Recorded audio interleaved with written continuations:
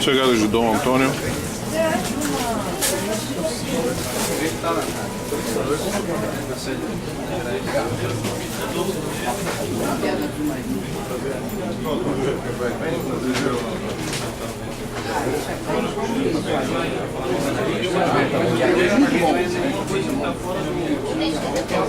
O cumprimento dos irmãos assim.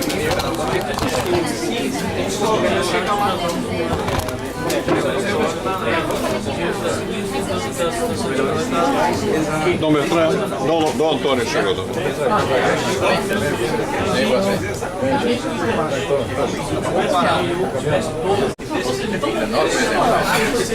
Quanto é tempo? Está tudo vendida, claro. Sem dinheiro. O pai da filho dele foi chamado aqui.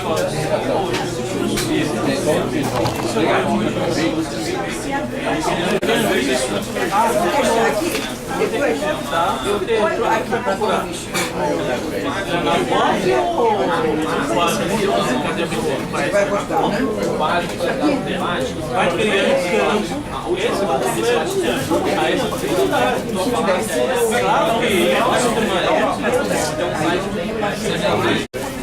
Chegada de Dom Antônio.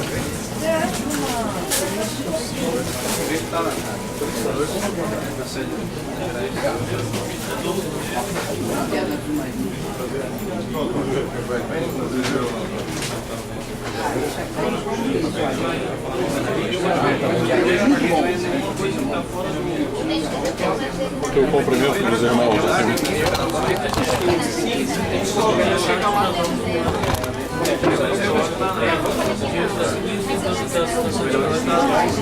Dom Bertrand, Dom Antônio chegou.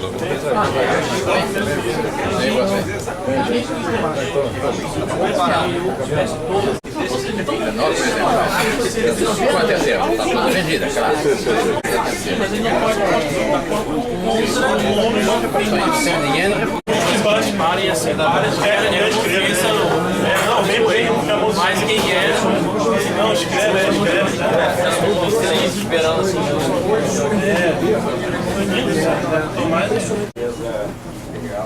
Real do Brasil, governador Júnior, Alteza Imperial e Real do Brasil, prezados senhores aqui presentes.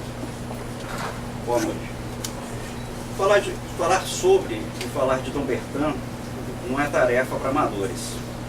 Dessa forma, confesso que me sinto como um amador privilegiado e que se encontra diante de um grande desafio. Tentarei não decepcionar.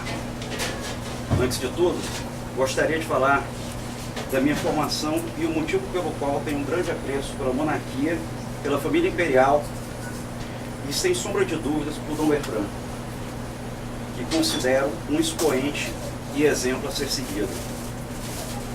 Criado em uma casa onde a leitura, o estudo e o apreço pela cultura sempre foram estimulados, sendo filho de uma professora especialista em literatura inglesa, que me remeteu muito à literatura que tem a ver com monarquia do Reino Unido, e de um pai médico, cirurgião, que sempre cultivou em nós, em mim e meu irmão Rubem, que nos faz presente, o gosto pela história. O acervo cultural recebido dos meus pais conduziu-me desde cedo a ser um monarquista, um entusiasta da monarquia. Em 1993, por ocasião do plebiscito previsto na emenda número 3, consolidei de vez essa crença, essa simpatia. Os anos se passaram, fui criado no estado do Piauí, que, por sinal, é um dos estados que homenageou bastante a monarquia, tendo em vista que Teresina, a nossa capital, em homenagem à Imperatriz Teresa Cristina, temos também o município de Dom Pedro II, e dentre outras cidades com nome que remete à monarquia.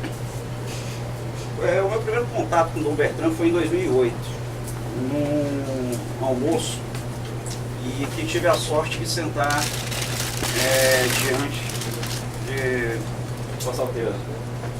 E no momento eu me vi um pouco paralisado naquela época, por não saber ao certo o que eu diria, o que eu ouviria e como o trataria.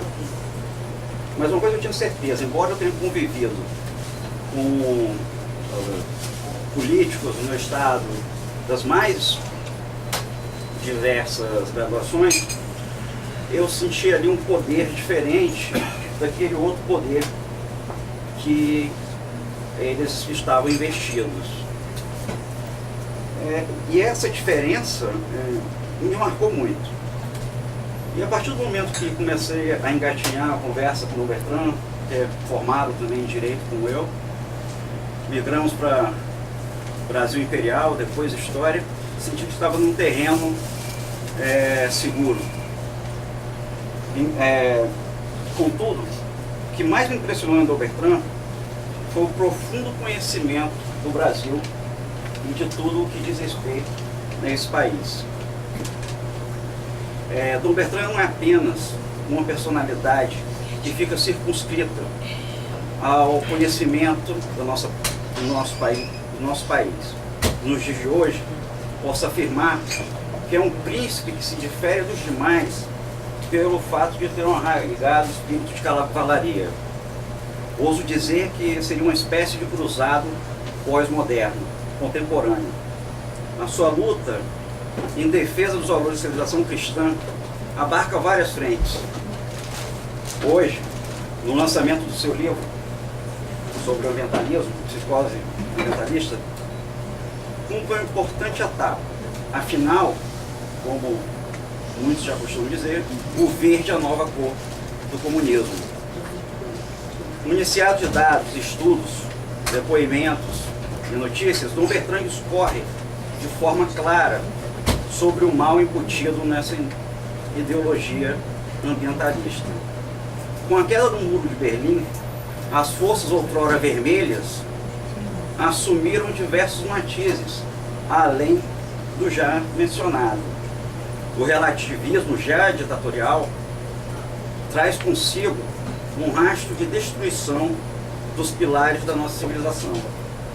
A família, o direito à vida, o respeito à propriedade privada e os fundamentos do cristianismo, sobretudo da Igreja Católica, começam a ser flexibilizados.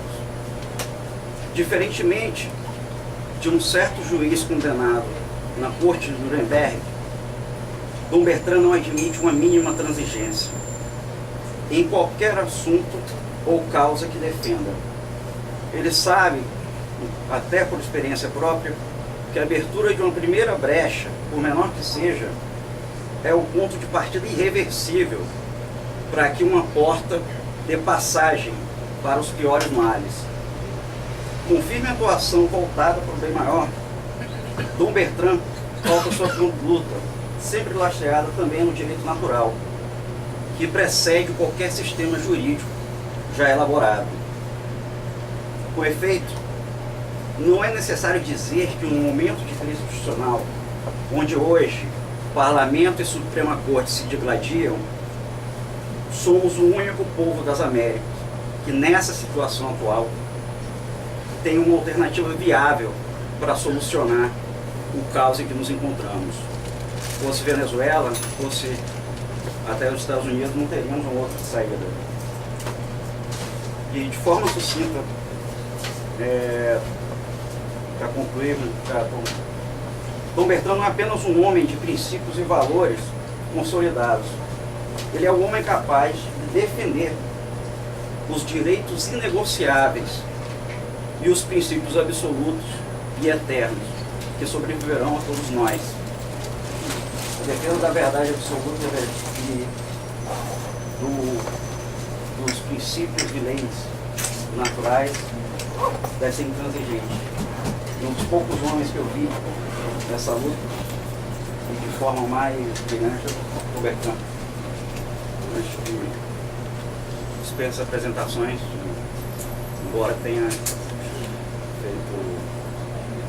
um mínimo aqui um amador privilegiado, porque tem que ser um expert para poder secar o mínimo do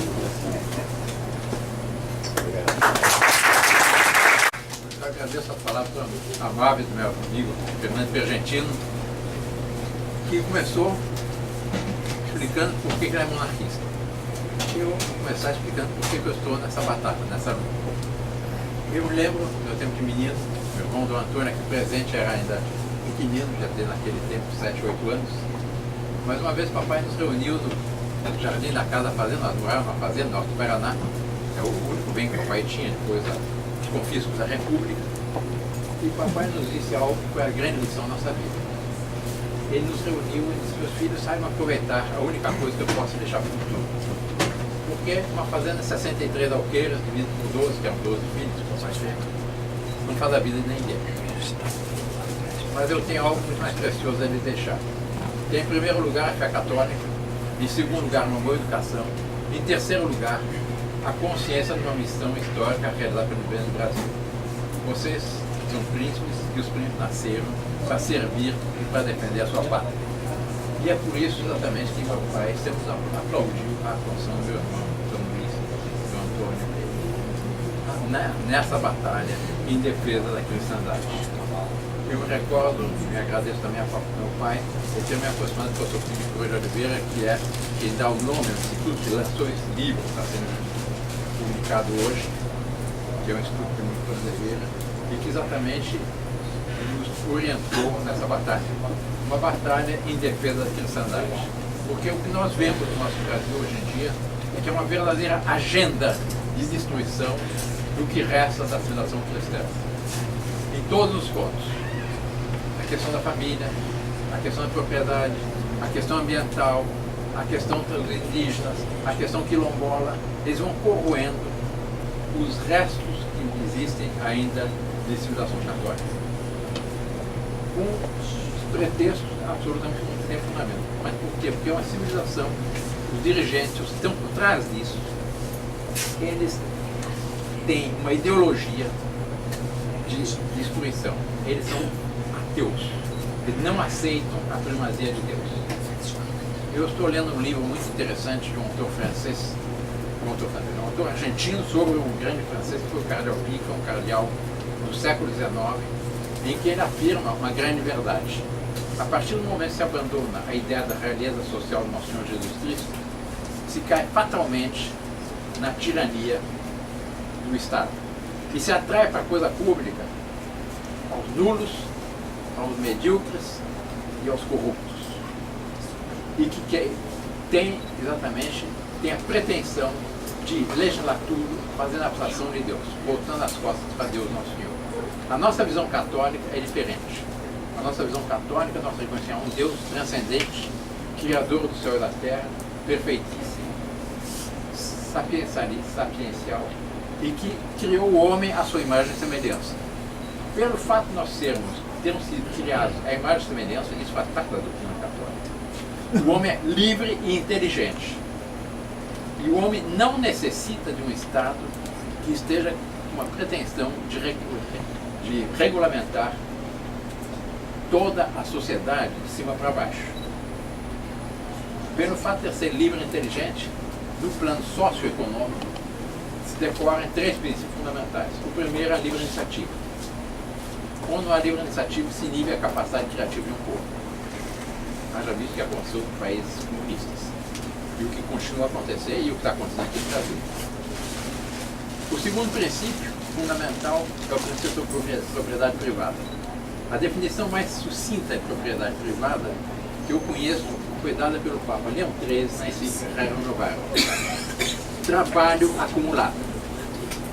Eu trabalho o dia a dia o necessário ao meu sustento. Eu trabalho algo a mais que o necessário ao meu sustento. Dia após dia eu vou acumulando esse algo a mais. Isso me pertence a mim, é fruto do meu trabalho. Pelo fato de eu ser livre, isso é meu. Daí existem dois mandamentos da lei de Deus que garante esse princípio da propriedade privada: não furtar e não cobiçar as coisas alheias. Se eu não for dono do fruto do meu trabalho, eu sou um escravo do Estado. Mas no Brasil hoje nós somos 40% escravos. Que é a carga tributária que o Estado nos confisca. Sem contar taxa de impostos, multas e outras coisas. E o terceiro princípio, que é um princípio fundamental da doutrina católica, que é o princípio de subsidiariedade, que é o princípio